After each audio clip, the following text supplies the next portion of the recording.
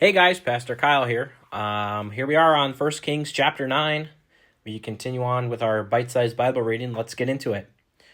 Now it happened when Solomon had completed building the house of Yahweh and the king's house, and all that Solomon desired to do, that Yahweh appeared to Solomon a second time, as he had appeared to him at Gibeon.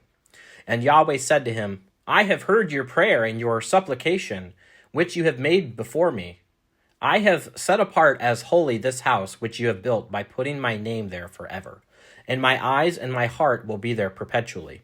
As for you, if you will walk before me as your father David walked in integrity of heart and uprightness, to do according to all that I have commanded you and will keep my statutes and my judgments, then I will establish the throne of your kingdom over Israel forever.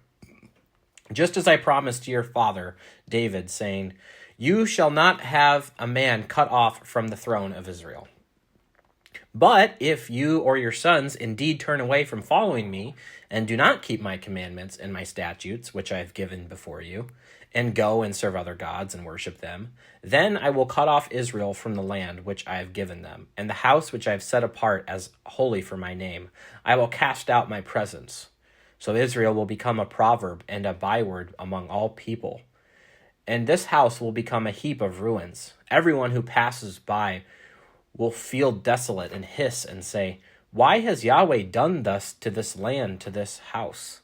And they will say, because they forsook Yahweh their God, who brought their fathers out of the land of Egypt, and took hold of other gods and worshipped them and served them. Therefore Yahweh has brought all this calamity on them. Now it happened that at the end of 20 years, in which Solomon had built the two houses, the house of Yahweh and the king's house, Hiram, king of Tyre, and had supplied Solomon with cedar and cypress timber and gold according to all his desire. That King Solomon then gave Hiram 20 cities in the land of Galilee.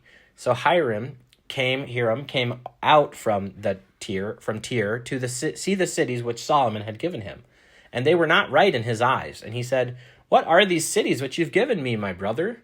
So they were called the land of Kabul to this day, and Hiram sent to the king 120 talents of gold. Now this is the account of the forced labor which King Solomon raised up to build the house of Yahweh, his own house, the Milo, the wall of Jerusalem, Hazor, Megiddo, and Gezer. For Pharaoh, king of Egypt, had gone up and captured Gezer and burned it with fire and killed the Canaanites who lived in the city and had given it as a dowry to his daughter, Solomon's wife. So Solomon rebuilt Gezer in the lower Beth-horon and Baalath and Tamar in the wilderness in the land of Judah, and all the storage cities which Solomon had, the cities for his chariots and the cities for his horsemen, and all that Solomon desired to build in Jerusalem, in Lebanon, and in the land under his rule.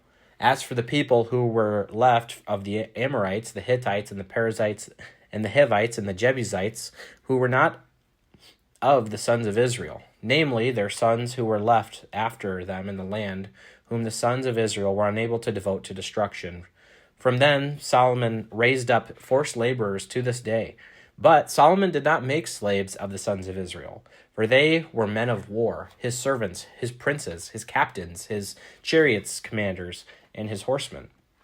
These were the chief deputies who were over Solomon's work, 550 who had dominion over the people of doing the work.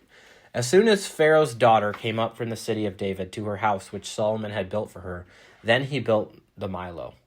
And three times a year, Solomon offered burnt offerings and peace offerings on the altar which he built to Yahweh, burning incense with them on the altar which was before Yahweh. So he finished the house.